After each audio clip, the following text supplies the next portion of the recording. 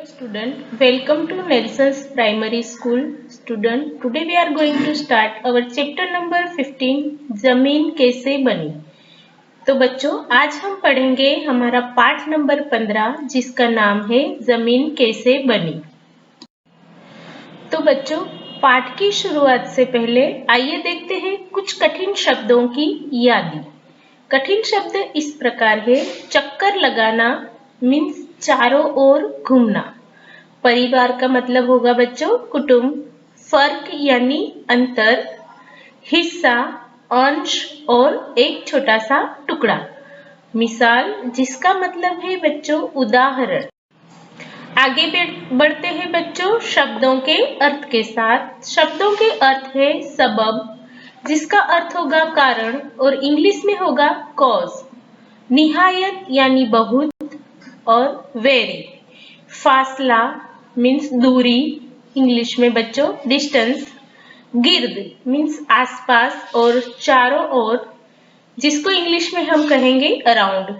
मिसाल यानी उदाहरण, एग्जाम्पल।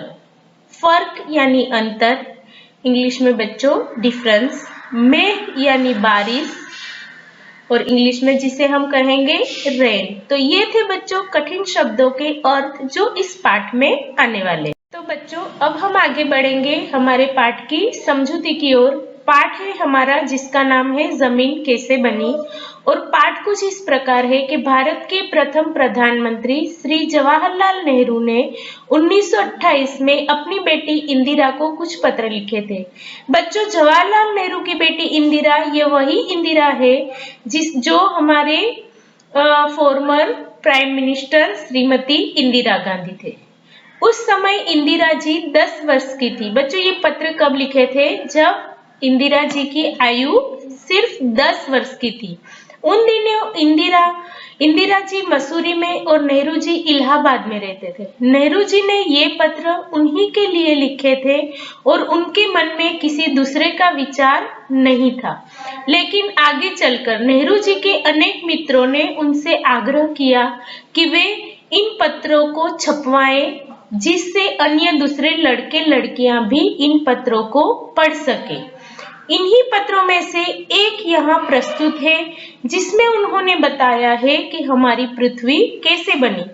तो बच्चों जब इंदिरा जी जो है वो कहाँ रहती थी? उस समय मसूरी में रहती थी और नेहरू जी इलाहाबाद में रहते थे। तो वो दूर रहकर जो अपनी बेटी को पत्र लिखते थे वो पत्र जो है वो हमारे यहाँ इस पाठ के रूप में प्रस्तुत है।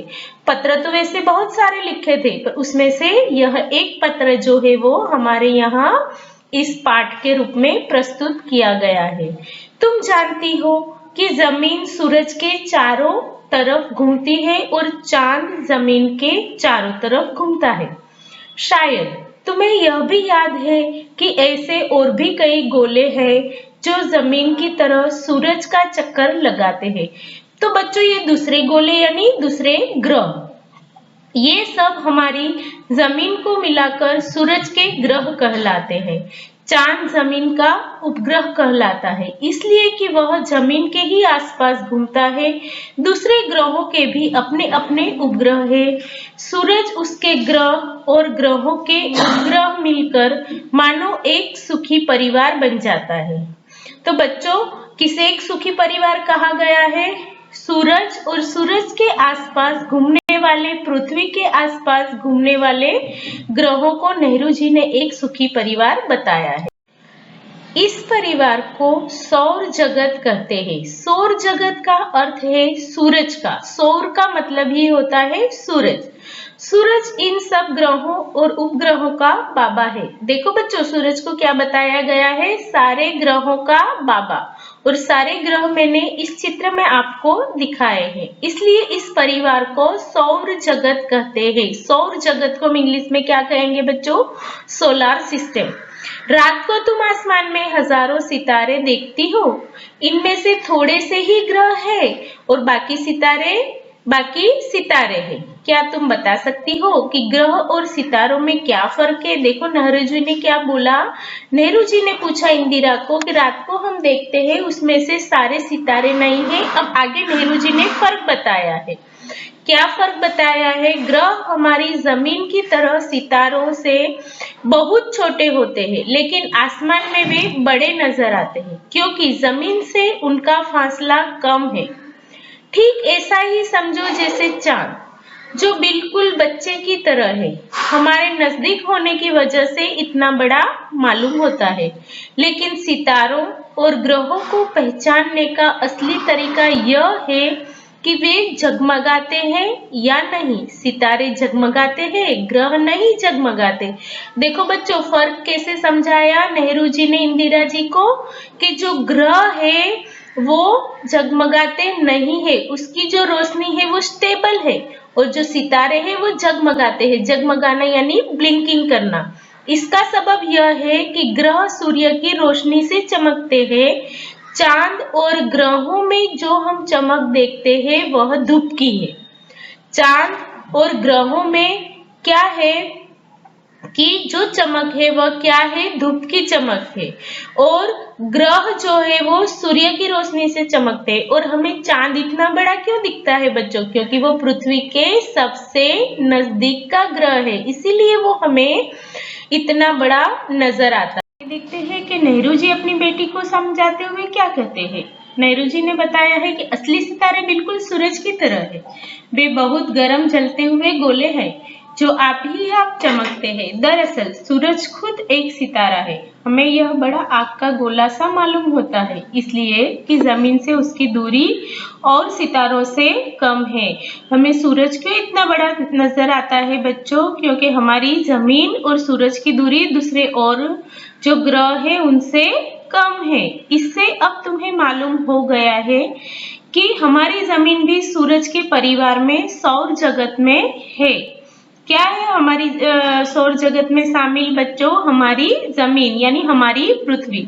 हम समझते हैं कि जमीन बहुत बड़ी है और हमारे जैसी छोटी सी चीज को देखते हुए वह है भी बहुत बड़ी। अगर किसी तेज गाड़ी या जहाज पर बैठो तो इसके एक हिस्से से दूसरे हिस्से तक जाने में हफ्तों और महीनों लग जाते हैं, लेकिन हमें चाहे यह कितनी ही बड़ी दिखाई दे, असल में यह धूल के एक कण की तरह हवा में लटकी हुई है।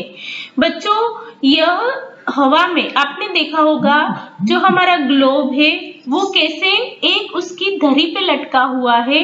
तो यही जो है वो नेहरू जी ने अपनी बेटी को इस पाठ में समझाया है। सूरज जमीन से करोड़ों मील दूर है और दूसरे सितारे इससे भी ज्यादा दूर है। ज्योतिषी या वे लोग जो कि सितारों के बारे में बहुत सी बातें जानते हैं, हमें बतलाते हैं कि बहुत दिन पहले हमारी जमीन और सारे ग्रह सूर्य ही में मिले हुए थे। आजकल की तरह उस समय भी सूरज जलती हुई धातु का एक निहायत गर्म गोला था।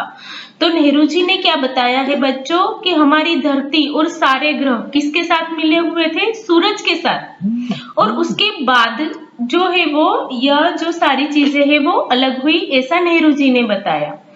किसी वजह से सूरज के छोटे छोटे टुकड़े उससे टूटकर हवा में निकल पड़े, लेकिन वे अपने पिता सूर्य से बिल्कुल अलग न हो सके।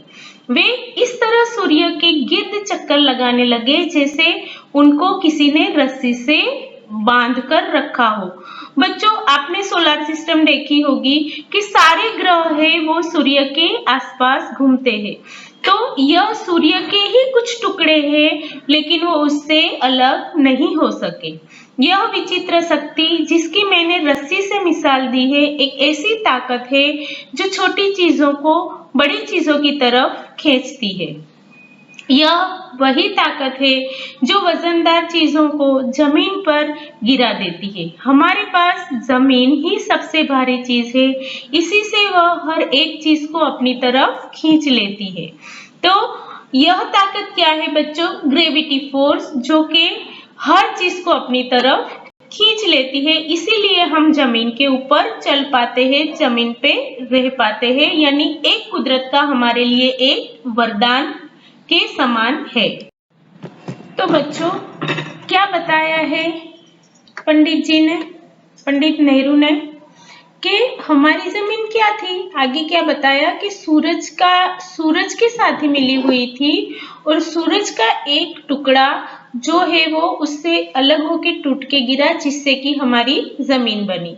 इस तरह हमारी जमीन भी सूरज से निकल भागी थी मीन्स उससे अलग हो गई थी। उस जमाने में यह बहुत गर्म रही होगी, इसके चारों तरफ की हवा भी बहुत ही गर्म रही होगी, लेकिन सूरज से बहुत छोटी होने के कारण वह जल्दी ही ठंडी होने लगी। तो बच्चों देखो, ये जो हमारी जमीन है, सूरज में से एक छोटा सा टुकड़ा गिर गया था, तो पंडित जी ने क्या बताया कि सूरज इसलिए ठंडा नहीं हुआ और वैसे ही आग का गोला लग रहा है क्योंकि वो बहुत बड़ा है, और हमारी जो जमीन है वो छोटा सा टुकड़ा था जो कि जल्दी से ठंडा हो गया। सूरज की गर्मी भी दिन ब दिन कम होती जा रही है, लेकिन उसे बिल्कुल ठंडा हो जाने में करोड़ों बरस लगेंगे। जमीन जब गर्म थी तब उस पर कोई जानदार चीज जैसे आदमी, जानवर, पौधा या पेड़ न रह सकते थे।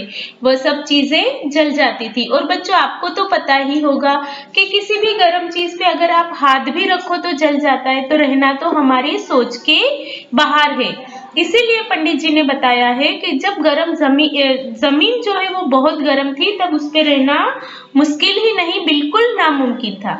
जैसे सूरज का एक टुकड़ा टूटकर जमीन हो गया, इसी तरह जमीन का एक टुकड़ा टूटकर निकल भागा और चांद बन गया। अब जमीन में से जो एक टुकड़ा टूटा वो क्या बन गया? चांद बन गया। बहुत से लोगों का ख्याल है कि चांद के निकलने से जो गड्ढा हो गया वो अमेरिका और जापान के बीच का प्रशांत महासागर है। मगर जमीन को ठंडा होने में भी बहुत दिन लग गए। धीरे धीरे जमीन की ऊपरी तरह तो ठंडी हो गई, लेकिन उसका भीतरी हिस्सा गर्म बना रहा। अब भी अगर तुम किसी कोयले की खान में घुसो तो ज्यों ज्यों तुम नीचे उतरोगी, गर्मी बढ़ती ही जाएगी। और बच्चों, उसका एक उदाहरण है लावा, जो कि जमीन के लावा के फूटने से जमीन में से कितनी आग निकलती है, वो तो आप लोगों ने शायद देखा ही होगा। शायद अगर तुम बहुत दूर नीचे चली जाओ तो तुम्हें जमीन अंगारे की तरह मिलेगी। बच्चों, आपने देखा होगा कि लावा जब जमीन में से निकलता है तो पूरा की पूरा आग की तरह वो उगलता रहता है, और आसपास के जो रहने लायक जमीन है वहां से भी लोगों को हटा दिया जाता है। चांद भी तो ठंडा होने लगा। वह जमीन से भी ज्यादा छोटा था, इसलिए उसके ठंडे होने में जमीन से भी कम दिन लगे। चांद था वो कैसा था? जमीन से भी छोटा था। तुम्हें उसकी ठंडक कितनी प्यारी मालूम होती है। और बच्चों, आपको तो पता ही होगा कि चांद की रोशनी जो है रात को हमें सबको बहुत ही अच्छी लगती है। और आप देखते होंगे कि शरद पूनम की जो चांदनी है वो हमें हमारे सबके मन को भा जाती है। जब जमीन ठंडी हो गई तो हवा में जितनी भाप थी वह जमकर पानी बन गई। मीन्स के जो भाप थी वो पानी बन गई। आपने ये भी तो साइंटिफिक रूल पढ़ा होगा, जो इवेपोरेट होता है वो, और शायद मेघ बनकर बरस पड़ी। मेघ यानी कि बारिश। वो भाप जो थी वो ठंडी हो गई और वो पानी के रूप में हमारी जमीन पे बरस पड़ी। उस जमाने में बहुत ही ज्यादा पानी बरसा होगा। यह सब पानी जमीन के बड़े बड़े गड्ढों में भर गया और तरह तरह के समुद्र और सागर बन गए। देखो नेहरू जी कैसा अनुमान लगाते हैं कि जो भी पानी बरसा और बहुत बहुत बड़ी तादाद में बरसा होगा, जो कि बड़े बड़े गड्ढों में भरे तो बड़े समुद्र बन गए, छोटे छोटे गड्ढों में भरे तो छोटी नदियां बन गई। मीन्स के अलग अलग तरह के समुद्र और सागर बन गए। ज्यों ज्यों जमीन ठंडी हो गई और समुद्र भी ठंडे होते गए, त्यों त्यों दोनों जानदार चीजों के रहने के लायक होने लगे। अब देखो, जमीन ठंडी हुई तो जमीन रहने लायक हुई, समुद्र भी ठंडे हो गए, समुद्र के अंदर भी मछलियां रहने लगी, तरह तरह के जीव रहने लगे। तो यही सब जो है वो नेहरू जी ने इंदिरा जी को बताया है कि जमीन कैसे रहने लायक बनी, मतलब कि हमारी जमीन कैसे बनी। जो सूरज के एक टुकड़ा अलग हुआ, वो ठंडा हुआ, उसकी भाप जो थी गर्मी की वो पानी के रूप में बरसी और उससे समुद्र बने, हमारी जरूरत का पानी हमें मिला। इसी तरह से हमारी जो जमीन है वो रहने लायक बन गई। दूसरे खत में मैं तुम्हें जानदार चीजों को पैदा होने का हाल लिखूंगा। पंडित जी क्या कहते हैं कि आगे का हाल जो है वो मैं दूसरे खत में लिखूंगा। अंत में लिखा है पंडित जवाहरलाल नेहरू। यहाँ पर समाप्त हो जाता है हमारा पाठ, जो कि हमें समझाता है कि हमारी जमीन सूरज से अलग होकर रहने लायक कैसे बनी। Thank you student.